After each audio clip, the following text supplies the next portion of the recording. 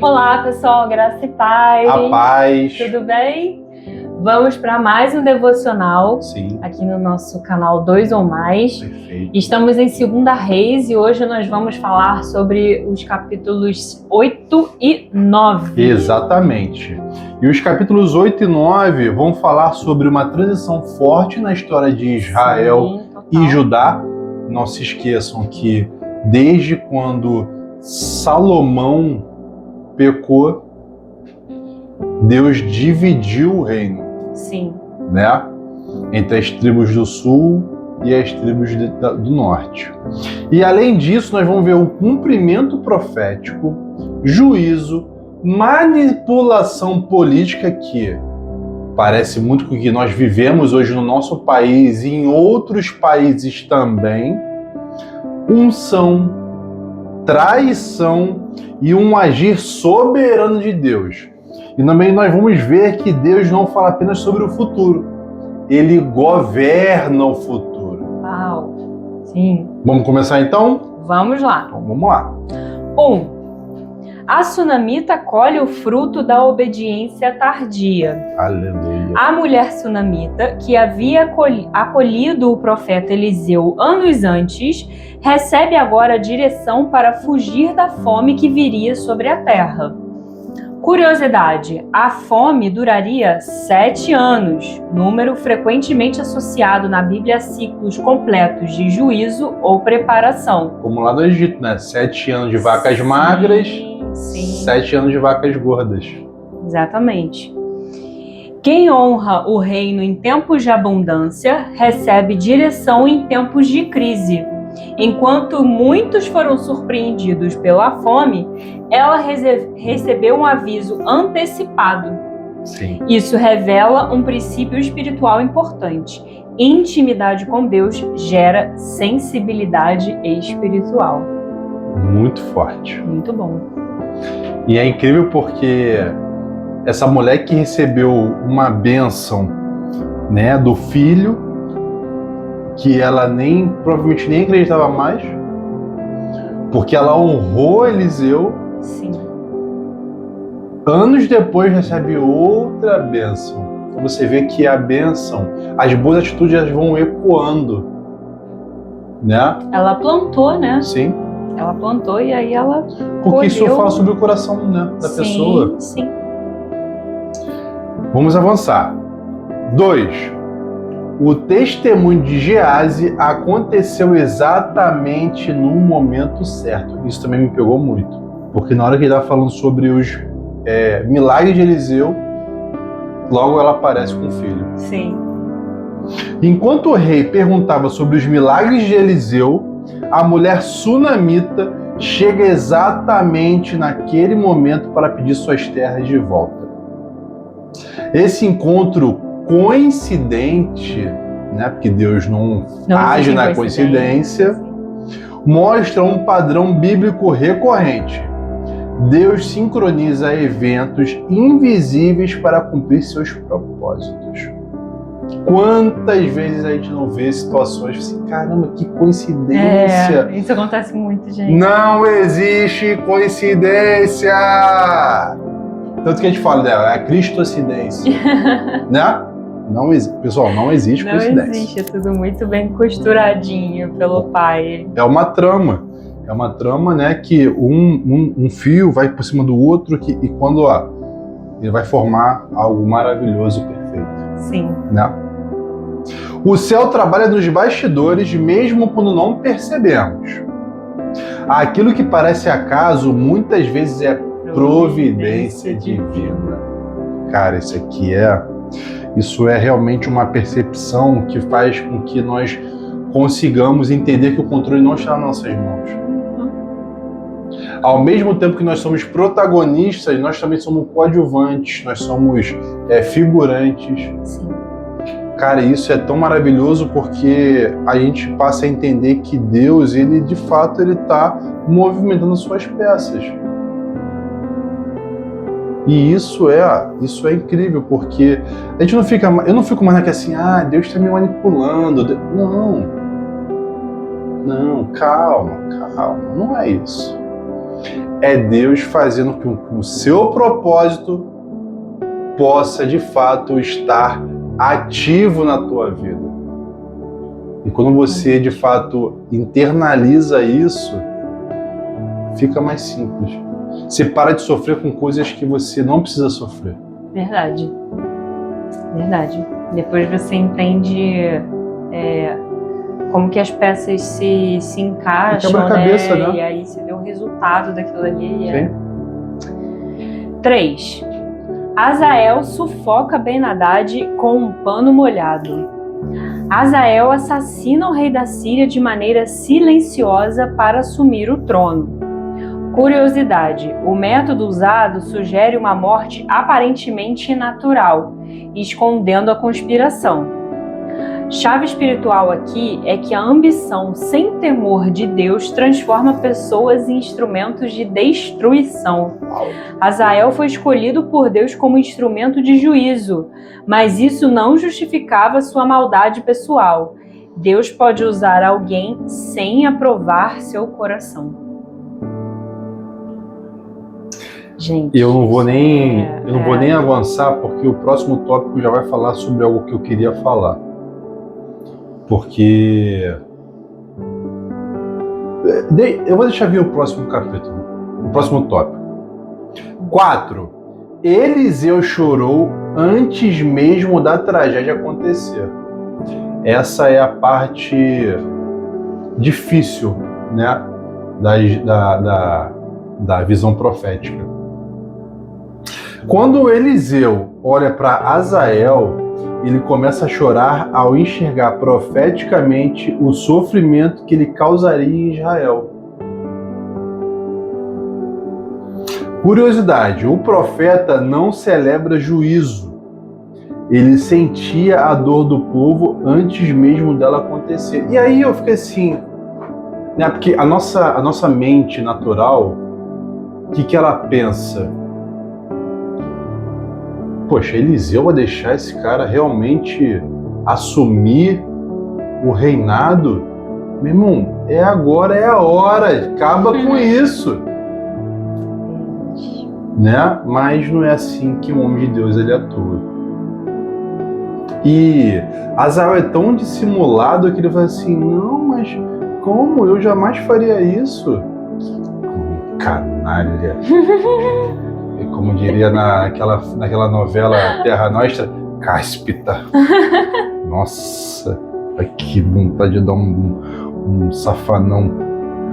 Quem carrega o coração de Deus não encontra prazer em condenação. Cara, isso é tão difícil. Quantas vezes a gente vê uma pessoa ruim se dando mal e a gente fala assim, bem feito. Mas, cara, isso não é um coração de Deus. Acho que é uma das coisas mais difíceis. Porque a gente imagina que essa é a justiça. A gente acha que é justiça, né? Mas não. Isso é muito difícil, gente. Isso é bem difícil. Existe uma diferença entre discernir o erro e desejar a destruição das pessoas. Isso aqui é pra fechar esse tópico. Que assim, cara, é muito... Quantas vezes... Quer ver um exemplo bobo? No trânsito, você vê uma pessoa que vem te dar uma fechada. Cara, logo à frente ele toma uma fechada de outra pessoa e diz assim, bem feito. Mas isso é um coração que é enganoso, que a gente tem que tirar isso da gente, porque isso faz com que a gente tome decisões muito ruins. E aí, quando você está com seu coração desalinhado, no momento que você de fato for testado, você vai ser reprovado. O coração já não fica mais puro, né? Já não tem mais pureza no coração. Isso pra mim é muito difícil, assim, quando eu vejo muitos casos de maus tratos a animais, né? Como tem ocorrido muito. Isso mexe muito comigo. Sim. E aí eu fico, assim, gente, confessando, eu fico com muita raiva das pessoas, assim, que fazem essas maldades, Sim. né? Não, criaram um Discord pra poder, né? Deus assim, que me defenda disso. Isso é algo que mexe muito comigo, né? Sim. Essa crueldade num nível, assim, Então, a gente tem que ter cuidado para não entrar num lugar também, né, de desejar o mal, de ficar ali desejando o mal, porque aí a gente está indo para um lugar obscuro exatamente igual a essas pessoas, né? E nós estamos aqui para sermos luz, né? Para sermos luz de Cristo. Então, assim, é muito difícil realmente, né? Mas é algo que a gente precisa trabalhar. Sim, com certeza. 5. Jorão e Acasias repetiram os erros da casa de Acabe. Os reis de Judá se aproximaram espiritualmente da idolatria da casa de Acabe através de alianças familiares. Acasias era neto de Acabe por parte de mãe. A influência espiritual da casa de Jezabel contaminou Judá. Nem toda aliança fortalece, algumas contaminam lentamente. Uma escolha relacional errada pode abrir portas para decadência espiritual. Nossa, sem mais, assim, isso aqui é autoexplicativo, cara. A gente já falou muito sobre alianças aqui. Sim. Se não tiver o comando de Deus, não faça as alianças. Porque a conta vai chegar, né?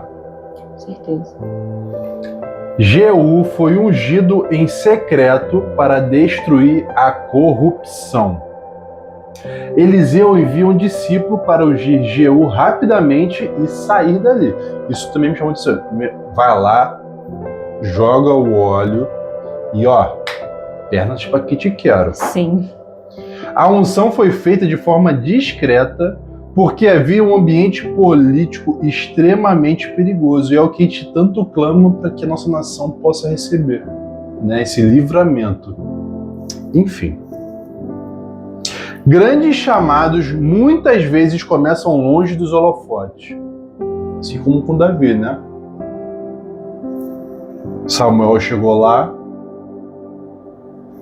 e aí ele pede para chamar os filhos. Os filhos vêm, mas não vem Davi. E aí eu falei assim, não, peraí, tá faltando alguém. E aí o pai de Davi, não, tem meu filho que toma conta das malhadas, mas assim, não tem como. Aí vai lá, Samuel unge Davi e a gente sabe, né, do restante. Sim. Antes de Deus expor alguém publicamente, ele primeiro trata e posiciona essa pessoa em secreto. Então, é sobre isso. 7. Jeú dirigia como um louco. O vigia reconhece Jeú pela maneira agressiva de conduzir o carro. Curiosidade, a expressão virou praticamente uma marca registrada de Jeú. Quem foi levantado por Deus para romper ciclos não anda no mesmo ritmo dos acomodados. Aquela vontade de fazer, querer fazer, né? Nossa. Jeú simboliza urgência espiritual contra sistemas corrompidos. Uau. Cara, assim, eu não tenho nem o que falar. A gente fica aqui, né? Porque a gente lê aqui no momento. Então a gente sente a lapada, Nossa. a lapada santa no mesmo momento que vocês, assim, tipo, né? Porque é quase um react aqui. Praticamente isso. Porque aí tem coisas que vêm assim cortando. Sim. 8. Jezabel tentou manter a aparência de autoridade até o fim. Tadinho. Ao saber que Jeú estava chegando, Jezabel se maquiou e adornou a cabeça. Ela não estava tentando seduzir Jeú apenas. Era uma tentativa de manter postura de realeza diante da queda iminente. E a queda literal. Né? Literalmente a queda. A aparência não sustenta uma vida espiritualmente corrompida. Há pessoas que conseguem preservar a imagem pública enquanto o interior já entrou em colapso. Assim, eu também não quero nem acrescentar nada aqui, porque a minha mente já faz um paralelo com o que a gente vive atualmente E assim, mais uma vez, a Bíblia nunca foi tão atual. 9. Os cães cumpriram literalmente a profecia sobre Jezabel. Aí a gente entra naquela, né? Porque a gente tinha lido lá atrás, a gente já estava esperando o que ia acontecer com ela, né? E Deus tinha falado que não ia fazer naquele momento, né? Porque Acabe teve ali um posicionamento que Deus levou em consideração. Sim. E aí a gente fica desde lá de trás falando, e aí, Jezabel, quando que vai? Porque, né? Quando que chega? Quando que chega a vez dela? Chegou.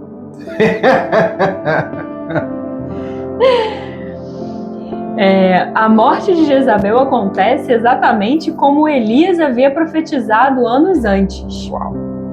Curiosidade: restaram apenas partes do corpo dela, impossibilitando um sepultamento digno, algo extremamente humilhante na cultura hebraica. Chave espiritual: nenhuma palavra liberada por Deus cai por terra. Aleluia. O juízo pode parecer demorado, mas o tempo nunca anula a justiça divina. Amém. É nisso que eu quero, é nisso que eu creio definitivamente para as coisas que acontecem, né? Sim. Como eu falei agora há pouco sobre as crueldades, sobre as pessoas que disseminam tanto mal por aí. Sim.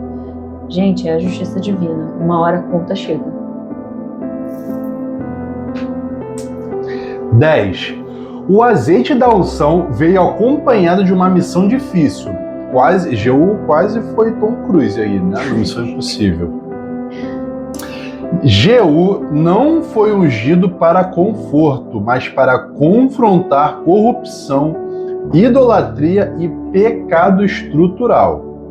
Nem toda unção na Bíblia está ligada à prosperidade ou honra pública. Olha só. Muitos vêm acompanhados de guerra espiritual e desgaste. Ser escolhido por Deus não significa viver sem conflitos. Muitas vezes significa carregar responsabilidade maior. A unção verdadeira não serve ao ego, ela serve ao propósito de Deus. Ninguém, não é que sempre a gente vai ser ungido para ser rei, para ser um super líder, para ter algo, mas a gente às vezes vai ser ungido para estar na batalha. Com certeza. E ficar ali, agindo nos bastidores e combater sistemas corrompidos, né? Ser uma luz nesse lugar. E a gente aqui está falando muito, né? Eu estou falando muito sobre a questão de política, mas a gente pode olhar para o micro, para o seu trabalho, às vezes sistemas que você está inserido que te levam à corrupção. Até dentro das próprias igrejas. Não, com certeza, mas a gente pode olhar para as coisas mais cotidianas, sabe? Às vezes na academia, um grupinho que você participa para falar de besteira. Dentro da família. Nossa, sim. Ações, né, de corrupção. Sim. É para realmente a gente estar atento. Às vezes atento. são os lugares até mais difíceis dentro da família, então a gente vê algumas situações ligadas porque a corrupção não é só... A gente leva muito a corrupção para um lado político. De roubo. De escândalos, de políticos. Não é só isso. Mas a corrupção, ela está presente no nosso dia a dia. Sim, verdade. Né? Então, às vezes é muito mais difícil até a gente combater ali o que está no micro, o que está dentro, porque tem intimidade, tem relacionamento com as pessoas. Não, é sangue do meu sangue. Às vezes é muito mais difícil. Não. E chegou aquele momento. Nossa, eu já tô aqui, já levei as lapadas santas do estudo, aí vem as lapadas agora do quê? Perguntas para reflexão. Vamos, né? Aquelas 5 perguntinhas que é para você, de fato, olhar para dentro e refletir. 1. Tenho discernido as direções de Deus antes das fomes espirituais chegarem? E aí? 2. Existem alianças ou influências contaminando minha caminhada com Deus? Muito. É raro, mas acontece muito. Mais do que eu gostaria de admitir. 3. Estou preocupado apenas com aparência espiritual ou com transformação real? Também é raro, mas acontece muito.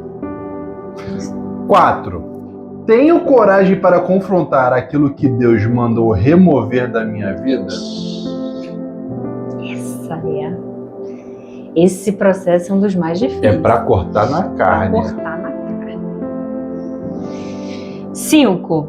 Estou preparado para obedecer mesmo quando o propósito de Deus envolve responsabilidade e confronto? Geralmente o propósito ele vai tirar da zona de conforto, já começa por aí. E confronto, em algum momento vai ter. Em algum momento. E aí, estamos prontos? Eu tô. Você tá? Com certeza. E aí, aqui uma frase para reflexão, que para a gente poder fechar o nosso estudo de hoje é: Deus pode até permitir que o mal pareça forte por um tempo, mas nenhum trono construído em corrupção permanece em pé diante da justiça divina. Pessoal, sempre se lembre que o mal, por mais que ele pareça ser maior, porque o que acontece? Tem acreditado que notícia ruim corre rápido. E aí, como as pessoas gostam daquela fofoquinha, de espalhar as notícias ruins, dá aquela impressão de que o mal ele é maior, que ele está mais forte. Mas a verdade é que o bem ele é muito maior. Porque o bem ele age em silêncio, ele não precisa do holofote, né? Porque isso tem a ver com ego, com orgulho. Então nunca perca a sua esperança e a sua fé nos planos de Deus. A tua bênção vai chegar, você vai ser honrado, porque Deus é um Deus de milagres, Ele é um Deus de propósito e Ele quer te levantar. E o querer te levantar não necessariamente te colocar num pedestal, não tem nada a ver com isso. Mas Ele vai honrar tudo aquilo que você oferta para Ele. Não é verdade? Sim. Então, não se esqueça de curtir, de comentar, de compartilhar. Isso ajuda demais tanto o nosso estudo a chegar a outras pessoas, né?